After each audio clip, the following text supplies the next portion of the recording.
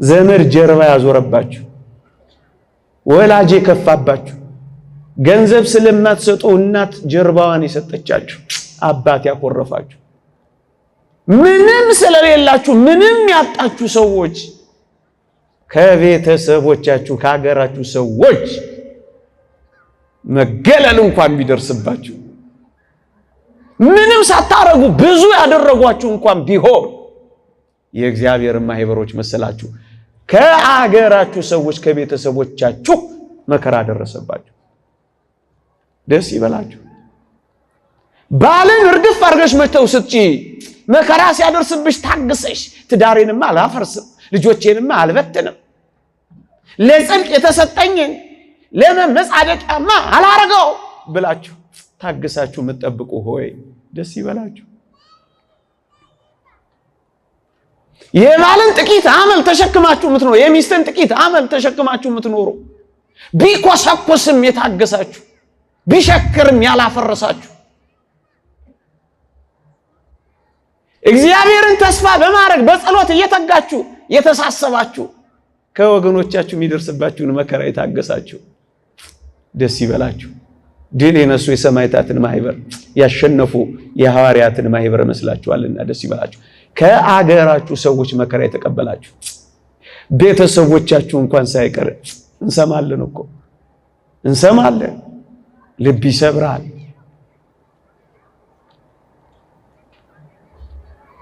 በጠንቋዮችና በመተተኞች በደጋሚዎችና በመናፍስት ጠሪዎች ልጆች በእናት ላይ ባል በልጆች ላይ ሻካራ እንዲሆኑ አድርገዋቸው የተተው የተጠላሉ ስንት ናቸው ታግሰው ሳያጉረመርሙ መከራ ችለው በየጸበሉ ሚንከራተቱ ደስ ይበላችሁ ያልተበቀላችሁ ያልተቀየማችሁ በዝምታ መከራችሁን የቻላችሁ ደስ ይበላችሁ ከወገናችሁ የመጣውን መከራ የተቀበላችሁ ደስ ይበላችሁ የእግዚአብሔርን ማህበር መሰላችሁ በአልጋ ቁራኛ በደዌ ዳኛ የተቀመጣችሁ በመተት አዳሾች የምትሰቃዩ አይዟችሁ ትምህርት መማር ያቃታችሁ ስራ አልሳካ ያላችሁ ነገር የተገለባበጠ የመሰላችሁ አንጀታችሁን ለመብላት ወይም ደግሞ ትርኢት ለመስራት ወይም ቃል ለማስተካካት የምናገረው እንዳይመስላችሁ ከወገናችሁ እንኳን ሳይቀር መከራ ብትቀበሉ የእግዚአብሔርን ማህበር መስላችኋልና ደስ ይበላችሁ ከሀገራችሁ ሰዎች መከራን ተቀብላችኋልና እውነት ስለተናገራችሁ ከጽድቅ ጋር ስለቆማችሁ አብረዋችሁ የሚሰሩ ሰዎች ነገር እንኳን ቢሰሩባችሁ ደስ ይበላችሁ የእግዚአብሔር ማህበር መሰላችሁ ደስ ይበላችሁ በምን እንመስለዋለን በዚህ ሁሉ እንመስለዋለና በዚህ ሁሉ እንመስለዋለና በብዙ መከራ በመሰደድም በአገር ሰው መከራ በመቀበልም መቆሚያ መቀመጫ ያሳጧችሁ ብትኖሩ እንኳን ያፈራችሁት ሀብት የጠፋባችሁ የገነባችሁት ቤት የተቃጠለ የፈረሰባችሁ እንኳን ብትሆኑ ግድ የለም ሆዳ ይባሳችሁ እግዚአብሔር የተዋችሁ እንዳይ ምን ይሆንን ነው ካላችሁ የእግዚአብሔርን ማህበሮች መሰላችሁ የእግዚአብሔርን ማህበሮች መሰላችሁ ወዴት እየሄድን ነው ይሄው ታዲያ ይሄ ነገር በጣም ሊያስመረረን በጣም ሊያስከፋል በጣም ወር ሊያስብሰን ወዮ ጠፋን ሊያስብለን ይገባል አይገባም ለምን የእግዚአብሔር ቃል እንዲህ ይላችኋል የእግዚአብሔር ቃል እንዲህ ይለናል ምን ይላል ባንድስ ነገር እንኳን በተቃዋሚዎች አትደንግጡ ይህ ለእነርሱ ጥፋት ነው ለእናንተ ግን የመዳናችሁ ምልክት ነው ይላል እደግመዋለሁ ባንድስ እንኳን አትደንግጡ ባንድስ እንኳን አትሸበሩ በአንድስ እንኳን እንግዳ የሆነ ነገር እንደመጣባችሁ አትቁጠሩ። ይህ ለአጥፊዎች ነው ጥፋት፣ ለእናንተስ ለምትድኑት ግን የመዳናችሁ ምልክት ነው። ደዌያችሁን፣ መከራችሁን፣ መገፋታችሁን፣ መጎሳቆላችሁን፣ መባረራችሁን፣ መገፍተራችሁን፣ መሰደዳችሁን፣ መራቆታችሁን፣ መጠምዘዛችሁን ይህን ሁሉ ስለ ክርስትናና ስለ እውነት ብላችሁ ከተቀበላችሁ በዚህ ደግሞ በአኮቴት በምስጋና ካሳለፋችሁ እንዳትረሱ። ይሄ የመዳናችሁ ምልክት እንጂ የመጥፊያችሁ ምልክት አይደለም። ይሄው የእግዚአብሔር ቃል ነው የሚለው ፊልጵስዩስ መልእክት ምዕራፍ 2 ቁጥር 28 በአንድስ እንኳን አትደንግጡ፣ ወዮ ጠፋን አለቀልን አትበሉ። ይሄ መጥፊያ አይደለም ወገኖቼ። መከራ መቀበል ሽንፈት፣ መከራ መቀበል አቅመቢስነት፣ መከራ መቀበል ሃይማኖት የለሽነት እንዳይመስላችሁ። በዚህ ዘመን ሃይማኖት ባይኖረን ነው መከራ የደረሰብን። ሃይማኖታችን ደካማ ብትሆን ነው ታመን አልጋ ላይ ይወደቅ ነው።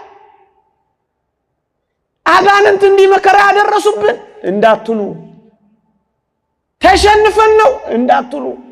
እና እንግዲያውስ የክብር ባለቤት መድኃኒታችን ኢየሱስ ክርስቶስ ተሸንፎ ነው መከራ የተቀበለው።